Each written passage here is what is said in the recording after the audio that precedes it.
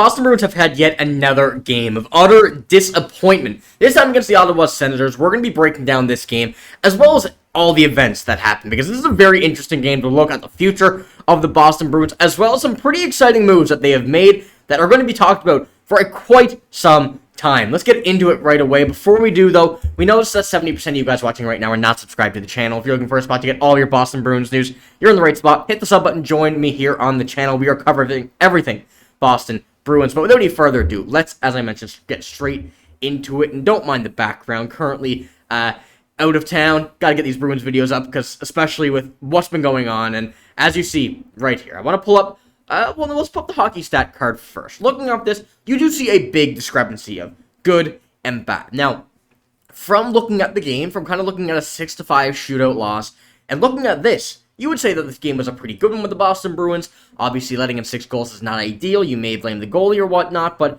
this was really an all-around whatever game. You know, I don't want to say this is a good game. I don't want to say this is a bad game. The Senators did really get away with quite a lot in this game. And I think that's something that a lot of people have noticed, Senators fans, Bruins fans alike, especially with their captain, Brady Tkachuk, the dirtiest player in the NHL, going and uppercutting, which were all sucker punches, by the way, on Parker Wahlstrom. Absolutely ridiculous, and there's no way he should be getting away with that every single game. But without that rant, you look at Jordan Oshie at the top, David Pastrnak, Pavel Zacha, Justin Brazeau, Morgan Geekie, kind of the usual suspects that we've really been able to see over the past few games. Over the past few successful games, and even ones where we might not get the win, we're always seeing what we want to see from those guys in the past few games. But now when we move to the box score, and this is where things get a little interesting, and kind of really we can tell where this game went wrong. Looking right at the bottom first, Jeremy Swayman, 44 shots against, 39 saves, 5 goals against, and of course the shootout loss. An .886 save percentage. That still really is not a bad ratio. 39 saves on 44 shots. Quite a bit of blunders from the team. You know, some that Swayman should have had, and the way the game started, and the kind of the way the game finished.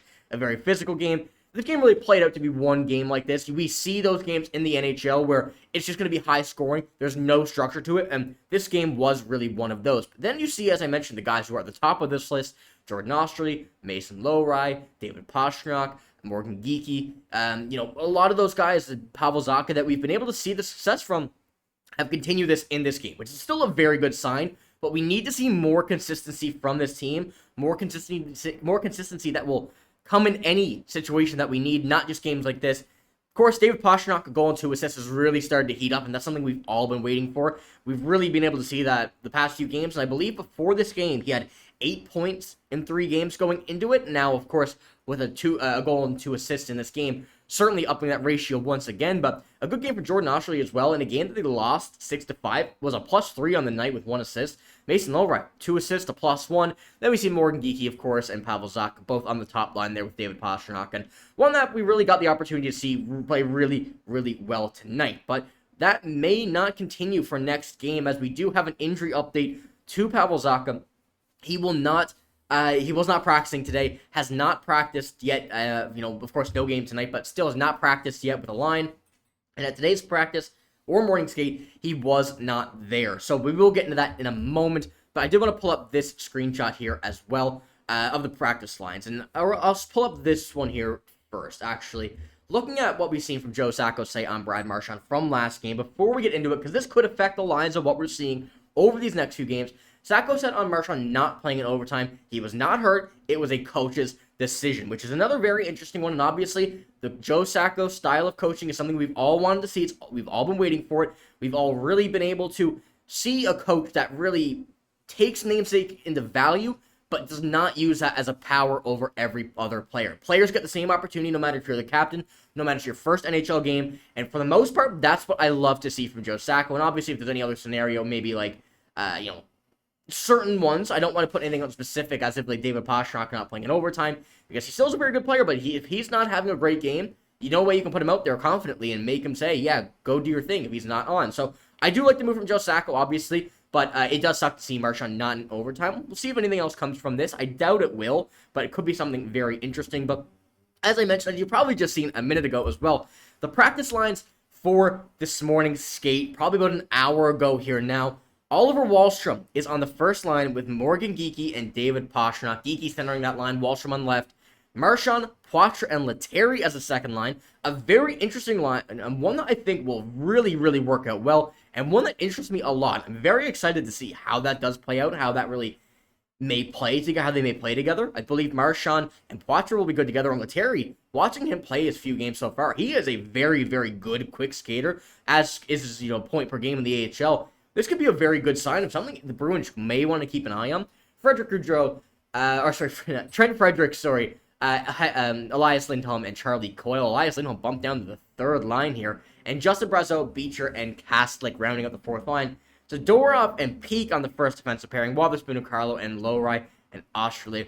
Hampus Lindholm in a no-contact jersey, skating here with Michael Callahan in this morning's skate, which is a very good sign. Once again, now we see him at practice with the team, something we've been waiting for, and something that we need to see back. We need him with Brandon Carlo, and Wahlstrom I want to see stay in this lineup. Now, whatever that may take, it may not be easy, but I do fully believe in Parker Wahlstrom. He has looked very, very good his past few games, and I do want to see him in the Bruins jersey more to get that more experience, to get into game scenarios more, and just become that full-time NHLer that we all know he can be. But as we progress as well, you see Pavel Zacha on that. Steve Conroy said he is maybe out, or he is out, maybe into injury, and from what we're seeing so far, it is an injury. Not sure what from, I'm assuming last game, but Wahlstrom is taking shifts with Pastrnak and Geeky, and the response to this was not all ideal. A lot of people were really saying, why are we continuing the Oliver Wahlstrom experience? Why are we trying to go out here and force Oliver Wahlstrom into a role that he really hasn't proved himself to be in yet? He really hasn't found that success yet. We have guys like Georgi Merkulov. We have guys like John Farinacci in the AHL. Why are they not called up after the Bruins have already made a plethora of moves to bring the younger team into the NHL? We've seen the success that it's had so far. May not be in the win column, but it certainly will be able to win them games down the road. A 6-5 loss in a shootout